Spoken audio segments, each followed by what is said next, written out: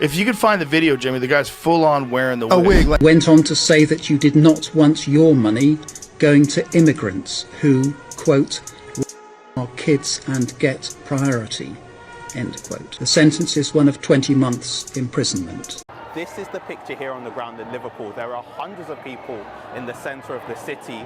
Those anti-immigration protesters is what you can see. So there's a few police officers in and amongst the crowd. You can see that sea of flags. That is a demonstration by UKIP, the UK Independence Party, one of the right-wing groups who are against immigration, against those people being placed in asylum hotels. And it's a sea of noise. Yes, the belief that she talks rubbish. Because given that we're being led by donkeys at the moment in Parliament... He's got Nigel Farage living rent-free in his head, and just in case he wasn't absolutely sure, he's being told how unpopular he is. Keir Starmer just got politically insulted. The Prime Minister sits smugly in Downing Street, papers stacked, plans lined up, election strategy polished like a crown jewel. And then, boom, a royal curveball smashes. King Charles, the man who's supposed to smile, wave and cut ribbons, just did the unthinkable. He handed Nigel Farage, not a cabinet minister, not even an MP, real influence over the next general election. Not a symbolic handshake, not a quiet nod, actual electoral power. And now Starmer's entire game plan is burning to the ground, one hobnob at a time. If British politics were a game of chess, Farage just jumped the board and punched the king. The PM is furious. The palace is silent. The public? Losing their minds. Buckle up, this isn't just another scandal. This could be the moment everything changes. This wasn't just political noise. This was a full-blown constitutional earthquake. And it all started with a whisper from Buckingham Palace that turned into a scream across Westminster. According to high-level insiders, yes, the type who spend more time near corgis and curtains than cameras, King Charles has granted Nigel Farage unprecedented electoral influence. Let's break that down. Because this isn't just a quirky headline or another day of madness in British politics. This is a monarch stepping dangerously close to a line he's not supposed to even glance at. King Charles, who has spent his reign so far trying to seem apolitical and inoffensive, less a king and more a national mascot, has apparently grown tired of the polite charade. And who does he choose to empower in his moment of rebellion? Not the Conservative Party, not the Greens, not even one of his carefully groomed House of Lords lifers. No, he picks Nigel Farage, the man who practically invented political chaos, the man who turned leaving the EU into a national identity crisis, the man who's somehow more famous for what he hasn't done in Parliament than what he ever did in it. Now, let's be crystal clear. This isn't about King Charles giving Farage an official job title or putting him in a golden throne next to the Speaker. No, this is subtler, more dangerous. We're talking about private briefings, quiet influence on electoral reform, behind-the-scenes access to constituency restructuring and voter engagement strategies. Farage has been granted what one insider called an unofficial role with official consequences. Translation: the monarchy just handed the arsonist the keys to the fire station. And Keir Starmer? He's not just angry, he's incandescent. One Westminster staffer claimed Starmer's rage was so intense, they had to check whether the walls were still standing. Another said he started the day as a Prime Minister and ended it looking like a man who'd just seen his political obituary drafted in real time. Behind closed doors, Labour aides are panicking. Because this changes everything. Starmer has built his leadership on control. Careful language, cautious steps, not a hair out of place. He's not a populist, he's a planner. But now the plan's in flames. The PM's office quickly released a cold, professional statement, calling for constitutional clarity and adherence to traditional norms, which is political code for what the actual hell is going on here. But publicly measured doesn't mean privately calm. No, according to one insider, Starmer was muttering Farage's name like a curse word and pacing the halls like a man with no idea which door leads to safety. And let's not forget, Farage isn't just any political rival. He's Starmer's worst nightmare, a media magnet, a populist wrecking ball, someone who thrives on chaos, whose mere presence in the conversation pulls the Overton window hard to the right. And now, with a nudge from the king, Farage suddenly looks like he's not just ranting from the sidelines anymore. He's back in the ring. Gloves off, ready to swing. Why would King Charles even entertain this? Why pour fuel on an already smouldering political fire? Well, whispers inside the palace say the king is deeply concerned about the disconnect between Westminster and the public. Apparently, he sees Farage as a conduit to the real voice of Britain. which is rich coming from a man whose version of public engagement involves state dinners and horses. But somehow, in this twisted fairy tale, the king sees himself as a modern unifier, and Farage as his unlikely instrument. The irony? The man who claims to be apolitical has now made one of the most political moves in modern royal history. And let's not sugarcoat it, this isn't just bad optics for Labour. This is a structural threat. With Farage's influence in the electoral machine, the 2026 map could be redrawn, literally. We're talking about boundary tweaks that favour insurgent parties, new voter engagement tactics that weaponise populist messaging, subtle but powerful moves that chip away at Labour's carefully calculated margins. Farage doesn't need to win outright, he just needs to disrupt, and disruption is his superpower. So here we are. A king who's supposed to stay silent has whispered in the ear of Britain's loudest political wildcard. A prime minister who thrives on predictability is now surrounded by chaos. And a public that thought it had seen it all is suddenly watching the monarchy and populism form an unholy alliance. And this is just the beginning. Behind the grand doors of Downing Street, chaos has replaced calculation. Keir Starmer, the man who once marketed himself as a calm, rational antidote to Tory disorder, is now on the edge of a political breakdown. According to sources close to the Labour inner circle, what followed King Charles's quiet empowerment of Nigel Farage was not just concern, it was absolute panic. Advisors who once championed Starmer's unshakable composure are now watching a leader unravel. One witness said he locked himself in his private office for nearly an hour, emerging with bloodshot eyes and a clenched jaw, muttering about betrayal, sabotage and royal overreach. And who could blame him? Just when he thought the Labour machine was running smoothly, polls inching in his favour, media relatively tamed, internal dissent quiet, the monarch lobs a grenade into his path. It's not just a personal insult, it's a direct challenge to the authority of his office. A signal to the country that the old power structures are cracking, and the Crown is no longer content to sit on the sidelines while politicians destroy public trust one broken promise at a time. Labour MPs are terrified. Their carefully scripted talking points have been tossed aside. The "we're ready to govern" narrative is falling apart at the seams. In quiet corners of Westminster, party figures have begun whispering about a constitutional overstep, but no one dares say it too loudly. They know how that sounds. Accusing the monarch of interfering in elections isn't just controversial, it's dangerous. But behind the curtain, they're scrambling. Emergency strategy meetings are being held at odd hours. Consultants are working overtime, trying to assess the scale of Farage's new influence and how deep the king's support for him really goes. And while they search for answers, the press smells blood. Already, headlines are shifting from Labour leads to Starmer wobbles. Pundits are dissecting every facial twitch, every offhand remark, looking for signs of collapse. And Starmer, despite his best efforts to project control, is showing cracks in public. His recent speeches, once methodical and confident, now sound like veiled rants against invisible enemies. He no longer talks about hope or the future. He talks about threats. Threats to democracy. Threats to progress. Threats he clearly believes are now coming from the royal household itself. But this goes deeper than one man's ego. This is a crisis of legitimacy. Starmer has always presented himself as the voice of rational governance, a lawyer turned leader, the adult in the room.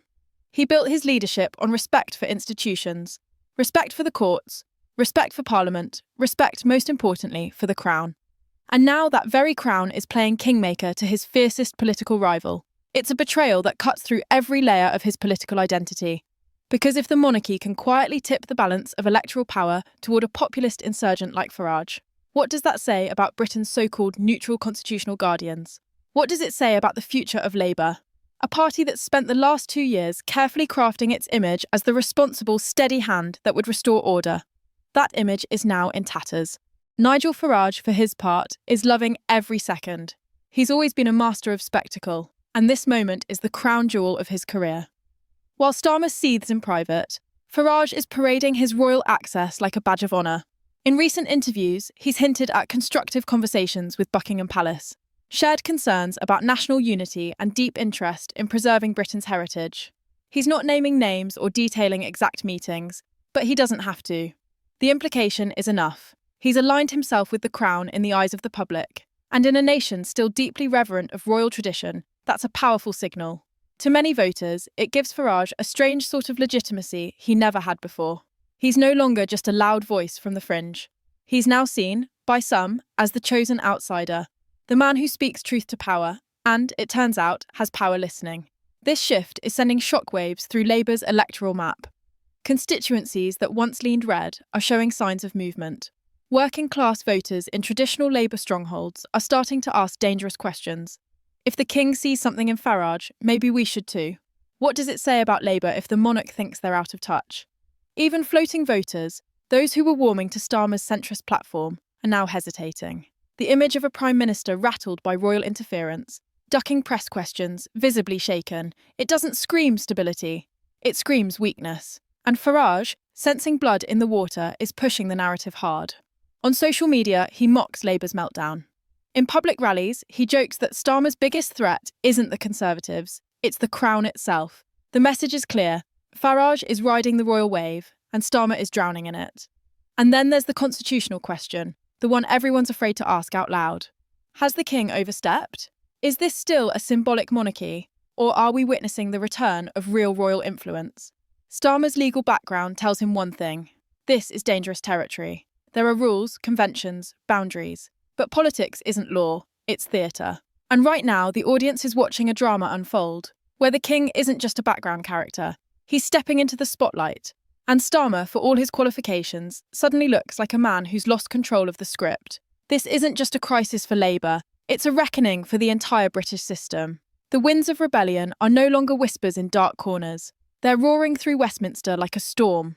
What started as hushed speculation has now exploded into national controversy. Commentators are calling it a soft coup by custom, while constitutional scholars are being dragged onto primetime to explain laws that haven't been challenged in over a century. The question on everyone's lips: did King Charles go too far? Or did he simply act on behalf of a nation sick to death of broken promises, managed decline, and manufactured mediocrity? One thing is certain. His subtle nod toward Nigel Farage has unleashed chaos, unlike anything seen in modern British politics. Starmer is losing control. Farage is gaining momentum. And the people? They're waking up, wide-eyed, furious, and ready to tear down the old order. Inside Buckingham Palace, the silence is strategic. The king has not issued a formal statement, but his refusal to walk back his recent involvement says everything. When questioned by reporters during a charity appearance, he offered nothing more than a brief smile and a nod. A calculated move.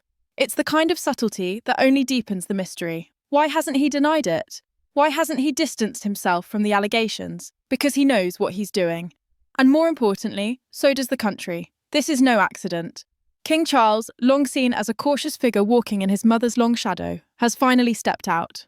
But instead of hiding behind tradition, he's leaning into disruption. The man who once spoke of climate and compassion is now sending coded signals that strike at the very core of Britain's political system. And Farage? He's the perfect weapon. While Labour panics and Tories stagger under their own scandals, Farage is surging forward like a general given command of the People's Army. His speeches have shifted in tone. Less defiant outsider, more national leader in waiting. He invokes history, heritage, and royal duty. He calls for a great British renewal, positioning himself as the bridge between the disillusioned people and the ancient institution of the crown. He knows exactly what he's doing. With each rally, each headline, he presents himself not just as the opposition, but as the rightful heir to the public trust. It's populism wrapped in patriotic silk. And for millions, it's working. In working-class towns across England, places Labour abandoned long ago, Farage is being welcomed like a folk hero. Voters who once held their noses and voted red out of habit are now speaking openly of betrayal. They watched Starmer pledge to protect workers, only to back policies that feel like they came from the same neoliberal script they voted to escape. They watched him dodge questions about immigration, crime, the economy, issues they live with every single day. And now they see a man who's not only rattled, but politically cornered. The king's gesture may have been quiet, but its consequences are deafening. Suddenly, Farage isn't just a rebel, he's royal approved. And in a monarchy-loving nation, that endorsement cuts deep. Meanwhile, Parliament is imploding. Labour MPs are demanding urgent clarification from the palace, but they're too scared to say what they really mean. Take it back. Because if the Crown doesn't retract or at least distance itself from Farage, then everything Labour has built over the last 3 years crumbles into irrelevance. And here lies the deeper terror within the establishment. This isn't just about Farage, it's about precedent. If the king can influence this election, what's next? Will future monarchs start selecting which policies are worthy of royal nods? Will prime ministers have to bend the knee in more than just ceremony? For a system built on balance and restraint, this is a nuclear moment. The foundations are shaking, and nobody seems to know how to stop it. Starmer, once seen as the stable alternative to Tory chaos, is now flailing. His most recent address was a masterclass in political incoherence, an odd mix of legal jargon, forced optimism, and veiled warnings about undermining democratic norms. But the public isn't listening. The man who promised strength now looks scared. He talks about protecting institutions while the public wants to burn them down. He speaks of legal boundaries while the people cheer for Farage to bulldoze every red tape and grey suit in his way. And perhaps most humiliating of all, he is now a prime ministerial hopeful being outshone by a man with no seat in parliament and no official title. That's not just a political problem, it's an existential crisis. And still, the monarchy remains silent. The silence is powerful. It creates a void where speculation grows like wildfire. Every word from a palace insider, every movement from Charles's schedule, every whisper of another meeting, it's all fuel to the blaze. And Farage? He's more than happy to keep the fire burning. In his latest broadcast, he addressed the nation with a smirk, saying, "It's quite something, isn't it? When even the palace sees the mess we're in, maybe it's time someone cleaned it up." A line clearly designed to wound, and it did. Across Labour's social media platforms, panic erupted. Comments flooded in, angry, mocking, disillusioned. The Labour Party, which once promised transformation, now finds itself reduced to defending convention against a populist uprising crowned by tradition itself. Behind the scenes, it's even worse. Leaked memos show that Labour strategists are bracing for a voter collapse in areas they once considered safe. The red wall is not just cracking, it's disintegrating. And with every sign of royal favour toward Farage, voters feel a growing sense of permission to jump ship. Permission to rebel. Permission to believe that maybe, just maybe, the king finally said what they've all been thinking, that the current leadership, left, right and centre, has failed them. And if the monarch himself sees Farage as the antidote to decay, then why wait? Why not throw it all out and start again? By now, the chaos can no longer be contained. The institutions that once held Britain's fragile political balance in place are now being torn apart, piece by piece, day by day, speech by speech. What was once unspeakable is now openly debated on national television. Has the monarchy stepped into the political arena? And if so, what does that mean for the very idea of democracy in Britain? But while the elites wring their hands in confusion and the media explodes in 24-hour hysteria, one man stands perfectly calm in the middle of the storm. That man is Nigel Farage. The very name that once sent shockwaves through the Brussels bureaucracy now echoes through Buckingham Palace, Downing Street, and every red brick town in the country. Not as a joke, not as a protest, but as a future Prime Minister. And at the centre of this historic transformation stands a silent but strategic monarch, King Charles, who may have just redrawn the map of power in the United Kingdom forever. Keir Starmer, meanwhile, is unravelling in front of our eyes. Once hailed as Labour's safe pair of hands, the man to clean up the mess left by Corbyn and outlast the scandals of the Tories, has now become a figure of ridicule, even among his own base. His most recent press conference was nothing short of a disaster. Flanked by grim-faced aides, Starmer struggled to maintain composure as reporters grilled him on the palace's alleged private backing of Farage. Sweating under the lights, he dodged questions, snapped at journalists, and muttered vague threats about constitutional norms. But it was too late. His authority had already crumbled. The footage went viral not because of what he said, but because of how he looked, defeated, cornered, and completely out of touch. This wasn't the voice of a future leader, it was the final gasp of a collapsing movement. And while Starmer melted down, Farage surged higher than ever before.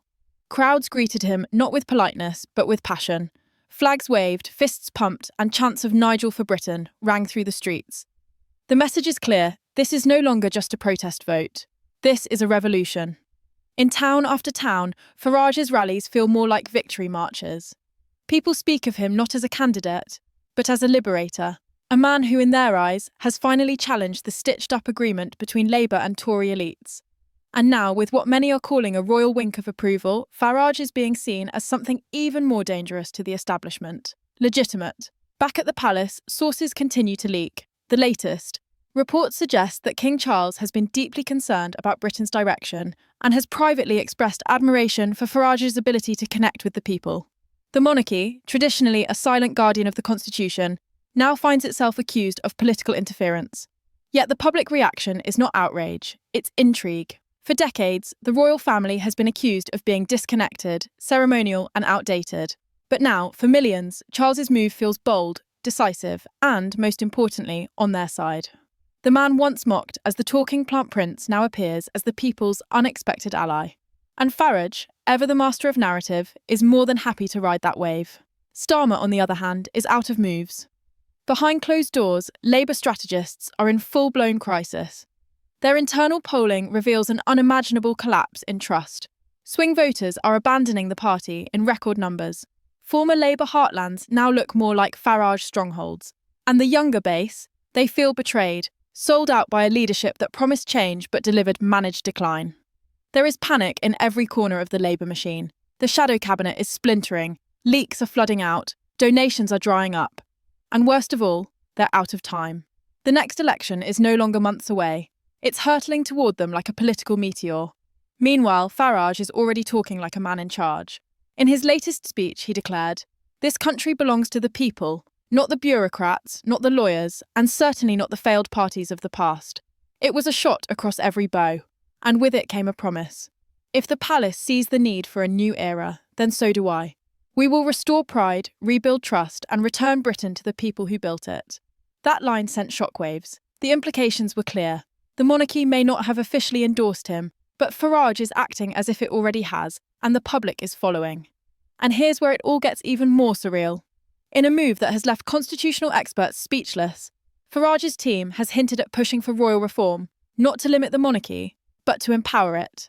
A new compact between crown and country. Imagine that. The man once accused of tearing down tradition now proposing to revive it, but in his image. A Britain where the monarchy is no longer passive, but protective. A safeguard against failed leadership. A voice for the people. It's the kind of radical vision that terrifies the establishment and electrifies the public. And where is Starmer in all this? Fading. Fast. His media appearances have been cut back. His team is reportedly begging him to avoid further public humiliation. But the damage is done. The man who once spoke of honouring institutions now finds himself crushed by the very institution he never thought to fear. The crown. It's the ultimate irony. A monarch who rarely speaks has said more with silence than Starmer could say with 1,000 speeches. And as the sun sets on the old political order, a new force rises from the shadows, led not by policy, but by passion. Not by elites, but by the people.